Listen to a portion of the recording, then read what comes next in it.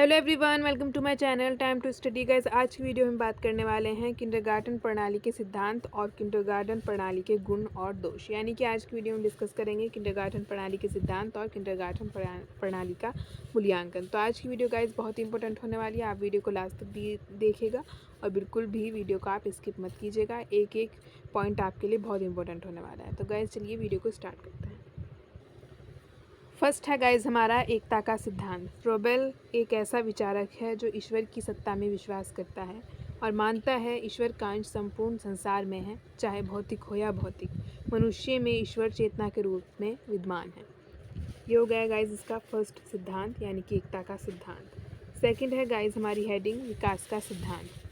Froebel के अनुसार स्वाभाविक विकास अवशिष्ट विकास होता है। संसार की समस्त वस्तुओं में हमेशा विकास होता रहता है। यह विकास आंतरिक शक्तियों के अनुरूप होता है। जिस प्रकार एक छोटे से बीज में एक विशाल वृक्ष बनने के गुण छिपे रहते हैं, उसी प्रकार एक बालक में भी बहुत सी संभावनाएं छिपी रहती हैं, लेकिन उपयुक्त वातावरण न मिलने के कारण यह संभावनाएं नष्ट हो जाती हैं।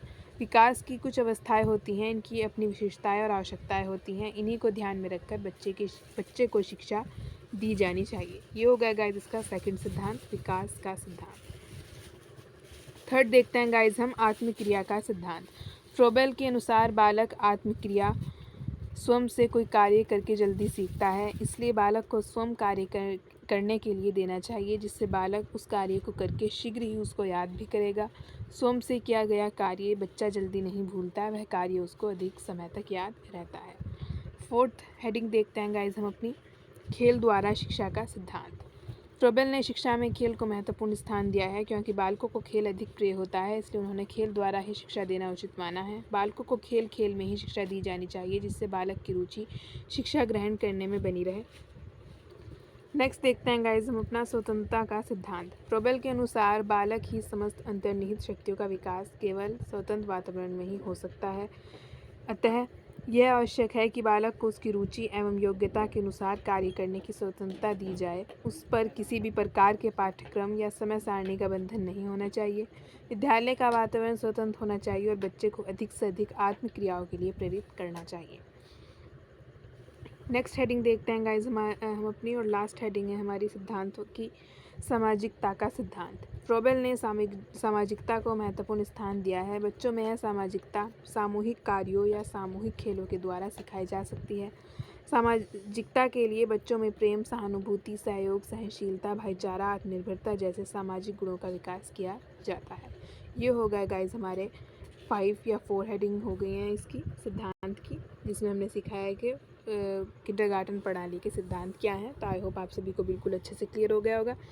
चलिए गाइज अब देखते हैं किंडरगार्टन प्रणाली का मूल्यांकन, यानी कि किंडरगार्टन प्रणाली के गुण और दोष। चलिए गाइज देखते हैं किंडरगार्टन प्रणाली का मूल्यांकन, जिसमें हम फर्स्ट देखेंगे इसके गुण। फर्स्ट है गाइज शिशु शिक्षा के लिए। किंडरगार्टन प्रणाली शिशु शिक्षा के लिए उपयुक्त है, क्योंकि इस प्रणाली का मुख्य आधार खेल है। खेल के द्वारा ही बच्चे को शिक्षा दी जाती है। 3 से 6 आयु तक के बच्चे को यह शिक्षा देनी चाहिए। ये हो गया गाइज इसका फर्स्ट गुण। सेकंड है आत्मक्रियाओं पर बल। इस प्रणाली में फ्रोबेल का मानना है कि बच्चों को आत्मक्रिया के लिए प्रेरित करना चाहिए, क्योंकि इससे बच्चे आत्मनिर्भर बनेंगे और बच्चे स्वयं से कोई कार्य करके जल्दी सीखते हैं और वह उस कार्य को नहीं भूलते। थर्ड है गाइस खेल का महत्व। यह प्रणाली मुख्य रूप से खेल पर आधारित है। बालक स्वतंत्रतापूर्वक अपनी इच्छा के अनुसार खेलता है, क्रिया करता है, विभिन्न विषयों का ज्ञान प्राप्त करता है। इस प्रकार खेल के माध्यम से बालक अपनी आंतरिक एवं बाह्य क्षमताओं का विकास करता है। फोर्थ हेडिंग है गाइज हमारी शिक्षक का महत्वपूर्ण स्थान। इस प्रणाली में शिक्षक का महत्वपूर्ण स्थान है। फ्रोबेल ने शिक्षक की तुलना माली से की है। इस प्रकार माली अपने बगीचे के हर पौधे का ध्यान रखता है, इसी प्रकार शिक्षक को भी प्रत्येक बच्चे की रुचि योग्यता को देखना चाहिए और ध्यान देना चाहिए। फिफ्थ हेडिंग है गाइज हमारी कार्य व्यापार पर बल। फ्रोबेल ने व्यापार को एक क्रिया माना है जो बालक को आत्म अभिव्यक्ति का अवसर प्रदान करती है। इससे बालकों में सृजनात्मकता, कल्पना शक्ति, प्रत्यक्षीकरण का विकास होता है।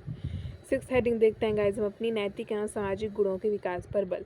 फ्रोबेल ने किंडरगार्टन प्रणाली में सामाजिकता और नैतिकता के गुणों के विकास पर बल दिया है। इसमें सामूहिक खेलों को महत्वपूर्ण स्थान दिया है, जिससे बच्चे में प्रेम, सहानुभूति, आत्मनिर्भरता जैसे गुणों का विकास हो सके। नेक्स्ट हेडिंग है गाइज हमारी मनोविज्ञान पर आधारित शिक्षा। फ्रोबेल ने कहा है कि मनुष्य के जीवन की अवस्थाएं बहुत ही महत्वपूर्ण हैं। इन अवस्थाओं की अपनी अपनी विशेष आवश्यकताएं एवं विशेषताएं होती हैं।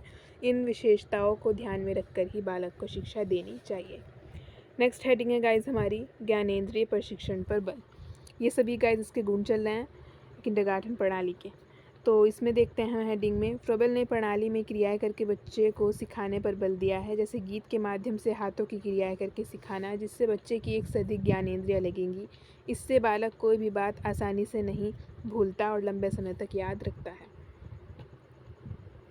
नेक्स्ट हेडिंग है गाइज हमारी पुस्तक विहीन शिक्षा। किंडरगार्टन प्रणाली में शिक्षा पुस्तक विहीन होती है। इस प्रणाली में शिक्षा खेल के द्वारा दी जाती है। फ्रोबेल का मानना है कि बालकों को पुस्तक ज्ञान देने से उनका स्वाभाविक ज्ञान रुक जाता है, इसलिए फ्रोबेल ने शिक्षा को पूर्ण रूप से पुस्तक विहीन बनाया है। नेक्स्ट हेडिंग है और गाइज हमारी लास्ट हेडिंग है किंडरगार्टन प्रणाली के गुण की व्यक्तिगत विभिन्नता पर बल। इस प्रणाली में व्यक्तिगत विभिन्नता पर बल दिया गया है। इसमें प्रत्येक बच्चे के स्वभाव, रुचि, आवश्यकता आदि को ध्यान में रखकर शिक्षा दी जाती है। ये सभी हो गए गाइज इसके गुण किंडरगार्टन प्रणाली के। तो आइए गाइज देखते हैं किंडरगार्टन प्रणाली के दोष। फर्स्ट है प्रशिक्षित शिक्षकों का अभाव।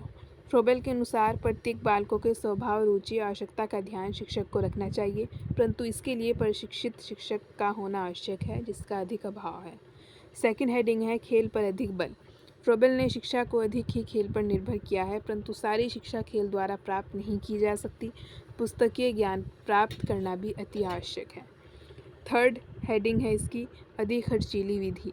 इस प्रणाली में खेल पर बल दिया है, जिसके लिए अनेक प्रकार के, अनेक आकार के उपकरण की आवश्यकता होती है, जो कि अधिक ही खर्चीले होते हैं। नेक्स्ट है और आज की वीडियो की हमारी लास्ट हेडिंग है जटिलता। इस प्रणाली में बालकों को नए नए खिलौनों, अलग अलग आकृति के उपकरणों से शिक्षा दी जाती है, जो बालकों को बहुत ही यंत्रों में उलझा देती है। यह भी इस प्रणाली का मुख्य दोष है। तो ये हो गया गाइज हमारे किंडरगार्टन प्रणाली का मूल्यांकन, जिसमें हमने गुण और दोष इसके सभी कवर कर लिए हैं। तो आई होप आपको अच्छे से क्लियर हो गए होंगे। तो इसी के साथ गाइज जो हमारा किंडरगार्टन प्रणाली का चैप्टर चल रहा था, टॉपिक चल रहा था, वो कंप्लीट होता है। आई होप आपको पूरी की जो प्रणाली है अच्छे से क्लियर हो गई होगी। तो मिलती हूँ गाइज नेक्स्ट वीडियो में नए टॉपिक के साथ। तब तक के लिए good bye, thanks for watching and best of luck for your exams.